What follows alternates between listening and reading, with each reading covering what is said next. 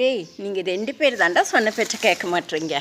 அழகுகளா, செடி வீணாயிடும். வாடா என் தங்கமே, வாங்கடா, வாங்க வாங்க, வீட்டுக்குள்ளே போகலாம். வாங்க செல்லக்குட்டி, வாங்க வீட்டுக்குள்ளே போகலாம்.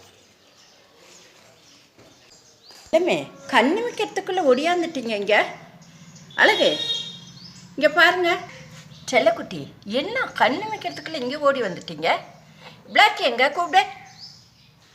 ஸ்வீட்டி செல்லம், ஓடுற.